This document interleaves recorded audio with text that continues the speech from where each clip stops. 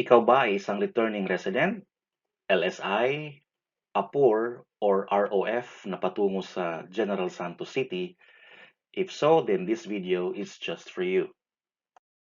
This video will explain all the travel document requirements that you need to prepare if you are going to General Santos City via Philippine Airlines, Cebu Pacific Air, and AirAsia. So all-in-one na to, all the travel document requirements coming from these airlines ay nandito na po, so you don't need to look anywhere else. So please watch the whole video to know the details. Hello guys, welcome to Denzi TV. This is a public service channel providing you with important updates and information related to current events and domestic travel requirements.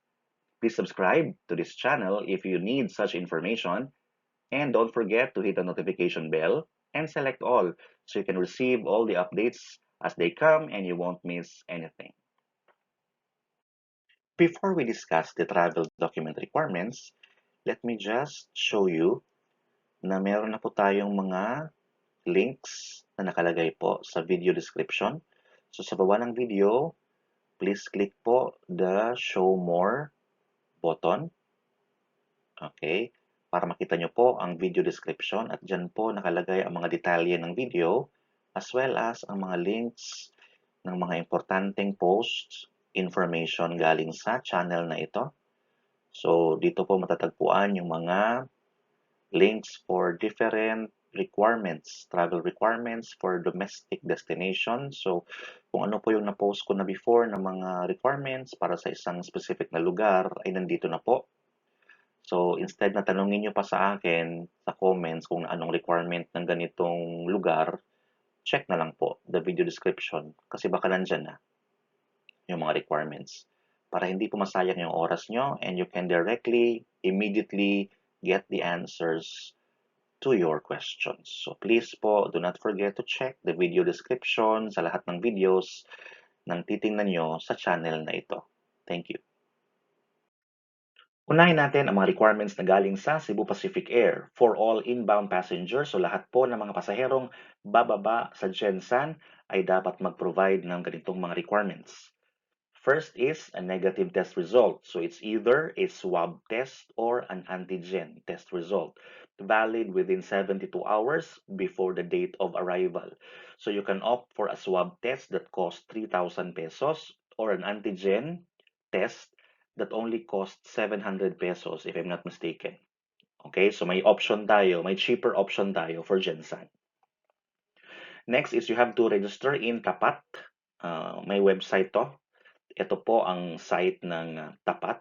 Okay? This is Gensan's contact tracing application. So after your registration, meron bibigay sa iyo na QR code and you have to save a copy of this QR code either sa phone mo or pwede mong i-print or i-laminate. Okay? Because this QR code will be used for entry no, sa mga checkpoints. Okay, so yun po, take note.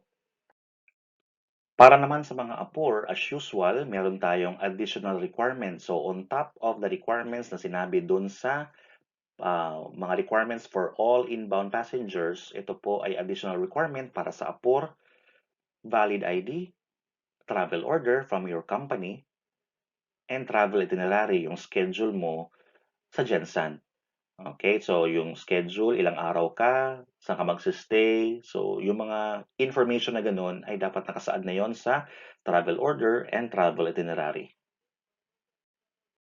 For passengers coming from Manila, ito po ang mga dapat nating tandaan. So meron tayong option to undergo the Cebu Pacific's test before boarding. Okay, dito po pwede kayong kumuha ng antigen test sa NAIA Terminal 3 on the same day as the flight for only 700 pesos. So ito na po ang sinasabi natin na cheaper option, okay, offered by Cebu Pacific Air to passengers going to Gensan coming from Manila. Guests will only be allowed to board the plane if the result is negative. Of course naman, no? So may option tayo. So if you don't want to go for this swab test that costs 3,000 pesos, then you have the option to go for the antigen test that only cost 700 pesos and pwede mong i-take yon on the same day as your flight. Now let's go to the requirements na galing sa Philippine Airlines. So ito po ang general requirements na pinoprovide nila. So only asymptomatic passengers are allowed to board the plane going to Jensan. Of course, so meron silang gagawing symptom screening and you have to pass that symptom screening para ikaw i-allow to enter Jensan. Health assessment of passengers supervised by medical doctors shall be mandatory upon entry and exit, and passengers exhibiting symptoms shall not be allowed to board.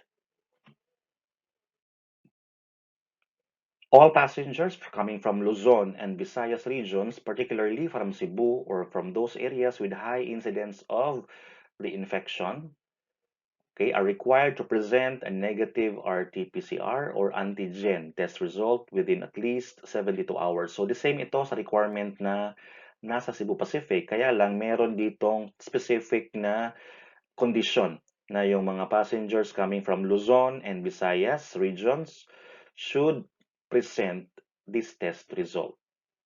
Okay? So, hindi siya para sa lahat, kundi para po sa mga lugar na mayroong high incidence of the transmission. Other requirements. Passengers, especially returning overseas Filipinos and returning residents, shall be ferried by the respective LGUs of which they are residents of. So, ibig sabihin, kailangan sunduin sa airport ng LGU ang kanilang mga residents. Also, upon presentation of the negative test result, hindi na po kayo i-quarantine. Para naman sa mga OFW and ROF na uuwi sa Jensan, if you are coming from countries na known na mayroong mga variants, okay, ikaw po ay i-isolate at ika-quarantine either sa hotel or sa bahay nyo, depending on the decision of the RHU, no? Yung mga barangay health workers or health officers natin, they will assess, no, if your bahay or house is suited for a quarantine. Kung hindi, then sa hotel. Okay.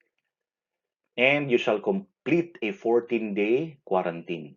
So, ito po ang dapat tandaan kung galing kayo sa mga countries na known po na maraming cases at maraming cases of the new variants of the virus. So, kung ikaw ay ma-quarantine, ito po ang process. Okay, the barangay shall document and monitor daily the health condition of the resident. Okay, as well as the members of their household kung nasa bahay ka within the 14 days period. So para naman dun sa mga travelers na hindi galing dun sa identified na countries, no, with new variants, i-assess pa rin kayo ng RHU, and if they find it necessary that you should be placed in quarantine and be subjected for antigen testing after 5 to 7 days, they will place you in their barangay isolation units for temporary holding. Okay? So, hindi pa rin safe kahit na hindi ka galing dun sa mga identified na countries, okay, na may mataas na variants cases. Pwede ka pa rin ma-quarantine at ma-isolate, okay, kung during assessment, health assessment, ay they will decide na, okay, kailangan mong umundergo, okay, nito. So, yun po. So, tandaan po natin. So, basically, I think the assessment will be based on the symptom screening. So, kung wala ka namang symptoms, okay ka naman, malamang hindi ka naman siguro sa subject dito. Pero pag merong ganon, merong symptoms ka, maaaring mag-decide sila na you will be placed on quarantine pa rin and be subjected to antigen testing. So, please remember these details. Para naman po sa mga government appurs, ito po ang mga requirements na dapat nyong ihanda. ID, travel order, travel itinerary, and you must pass the symptom screening at ports of entry and exit. Now let's go to the requirements galing sa AirAsia. Okay, so ang AirAsia naman very straightforward kung anong klaseng pasahero ka. So if you are an LSI, ito ang dapat mong ihanda. Okay, swab test result or antigen test result, 72 hours validity. yung tapat QR code, and pass the symptom screening upon arrival. So very simple, okay? Nalistahan ng mga requirements. Hindi complicated gaya ng nasa Philippine Airlines. Kung ikaw naman ay apur, ganun pa rin, negative RT-PCR swab test or antigen test, 72 hours validity, company travel order, valid ID, travel itinerary, tapat QR code, and pass the symptom screening. Kung ikaw naman ay isang returning overseas Filipino, nasasakay sa AirAsia, going to Jensan, ito ang iyong dapat ihanda. Test result pa rin, either swab test or antigen test, and the tapat QR code.